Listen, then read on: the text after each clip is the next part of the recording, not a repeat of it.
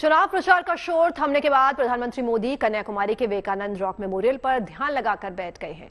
यहां इधर उनके ध्यान को लेकर सियासी गलियारों में हाहाकार मचा हुआ है।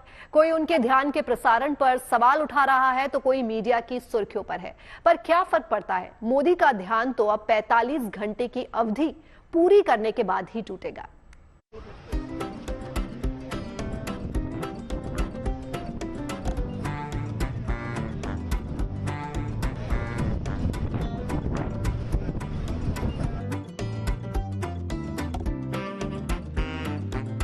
एक तारीख के बाद वो कहीं भी जाएं मेडिटेशन के लिए, और 4 तारीख के बाद तो परमानेंट मेडिटेशन होगा उनको, क्योंकि वो निवर्तमान प्रधानमंत्री। अरे नौजवानों को मोदी जी से एक चीज सीखना चाहिए कि रील कैसे बनाया। पीएम मोदी कन्याकुमारी के बीच समंदर में स्थित विवेकानंद रॉक मेमोरियल पर 45 घंटे के अखंड ध्यान में लीन हैं और इधर सियासी गलियारे में लोगों का ध्यान खंड खंड विखंड हो रहा है। पीएम मोदी 45 घंटे तक सिर्फ तरल आहार पर हैं और इधर विपक्षी नेता शब्दों की जुगाली कर रहे हैं। मोदी जी से एक चीज सीखना चाहिए कि रील कैसे बनाया। कांग्रेस तो मोदी के मौन के मामले को लेकर इतनी मुखर है कि शिकायत का पिटारा लेकर चुनाव आयोग के दफ्तर का ताला तोड़े डाल रही है। ये आचार संहिता का बिल्कुल स्पष्ट उल्लंघन है। ये हमने चुनाव आयोग को अवगत कराया है। 1 तारीख के बाद वो कहीं भी जाएं मेडिटेशन के लिए, और 4 तारीख के बाद तो परमानेंट मेडिटेशन होगा उनको, क्योंकि वो निवर्तमान प्रधानमंत्री हैं। अरे राम रे राम, जब मोदी निवर्तमान ही हो चुके हैं तो आप अपना वर्तमान क्यों खराब कर रहे हैं जयराम जी? आप तो जयराम जी की बोलिए और अपने नेता के राज तिलक की तैयारी करिए। देखिए आपके नेता राहुल गांधी कैसे हम होंगे कामयाब एक दिन वाले मोड में जाकर आप सभी को धन्यवाद ज्ञापित कर रहे हैं। नमस्कार। कैंपेन खत्म हुआ।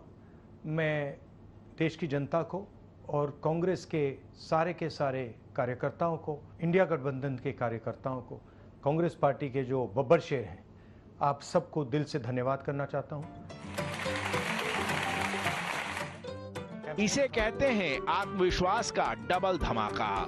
राहुल गांधी के तो दोनों हाथ में लड्डू है। जीते तो राज तिलक होगा और हारे तो देशाटन पर निकल जाएंगे, कहीं भी चले जाएंगे। आइलैंड थाईलैंड, दुनिया में जगह की कोई कमी है क्या? पर राहुल के परम मित्र तेजस्वी यादव मोदी के मेडिटेशन पर आपे से बाहर हुए जा रहे हैं। उन्हें लग रहा है कि मोदी रील बना रहे हैं। अरे यार, मोदी जी का स्क्रिप्टेड होता है, फोटोशूट होता है, उनको मूवी करना होता है, मूवी अपना रील बना ले। अरे नौजवानों को मोदी जी से एक चीज सीखना चाहिए कि रील कैसे बनाया। काहे माथा खराब कर रहे हैं तेजस्वी भैया? जब आप लोगों ने मोदी को उखाड़ फेंकने की तैयारी कर ही ली है तो उन्हें रील ही बना लेने दीजिए। हारने के बाद खाली बैठे क्या करेंगे? रील ही बनाएंगे ना। वैसे भी कहा जाता है खाली दिमाग शैतान का घर होता है। ये अलग बात है कि खामोश वाले शत्रु भैया को मोदी की खामोशी बोले तो मौन व्रत से कोई ऐतराज नहीं है। ऐतराज है तो मीडिया और कैमरे से।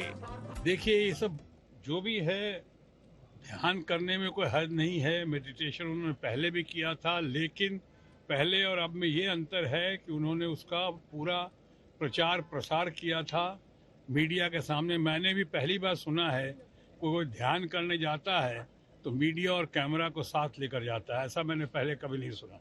अब वो करने की कोशिश कर रहे हैं। शायद लोग कोर्ट में जा रहे हैं, इलेक्शन कमीशन के पास जा रहे हैं। मैं उनके बारे में भी यही कह सकता हूँ कि बड़ी देर कर दी मेहरबान आते आते। 10 साल में अगर कुछ किया होता तो ये सब करने की जरूरत नहीं पड़ती, इतने सारे हथकंडे अपनाने की जरूरत नहीं पड़ती। अरे बिहारी बाबू, आप काहे इतना लोड ले रहे हैं? मोदी से आपत्ति है तो एक बार कन्याकुमारी के विवेकानंद रॉक मेमोरियल चले जाइए और वहां जाकर मौन व्रतधारी मोदी को संदेशा भिजवा दीजिए कि छेनू आया है। छेनू सुनते ही मोदी जी का ध्यान भंग हो जाएगा। वैसे भी मोदी आपके पुराने मित्र हैं, उनसे डरने की क्या जरूरत? क्यों डरते हैं मेरे प्रधानमंत्री से और उनके आध्यात्म पर विश्वास से? क्यों डरते हैं ये लोग? मेरी समझ के परे। भाई वो प्रधानमंत्री हैं देश के, कहीं भी जाएंगे खबर बनती ही है। ऐसे में आप कैसे रोकिएगा? देश के प्रधानमंत्री कहीं जाते हैं तो इस बात की खबर देश की जनता को होना चाहिए। भाई कांग्रेस के बड़े नेताओं की तरह तो नहीं कि छुट्टियां मनाने के लिए कहाँ चले गए उनके पार्टी के लोगों को ही नहीं पता होता, और कितने दिन से देश से गायब है ये भी नहीं पता होता।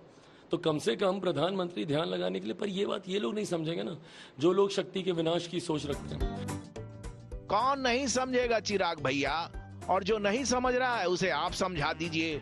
वैसे भी आप हनुमान जी की भूमिका में हैं, ना समझो को हनुमान जी कितने कायदे से समझाते हैं ये तो आप जानते ही हैं। पर ऐसा ना हो कि आप लोगों की जुबानी जूतम पैजार के चक्कर में मोदी जी का ध्यान भंग हो जाए। ध्यान भंग हुआ तो दिक्कत हो जाएगी, वो सीधे चौथे टर्म की तैयारी में जुट जाएंगे। इसीलिए आप लोग झोंझों छोड़कर 4 जून की तैयारी में जुटिए और पब्लिक पर भरोसा रखिए, वो उसी का साथ देती है जो देश हित में काम करता है। Bureau report, good news today.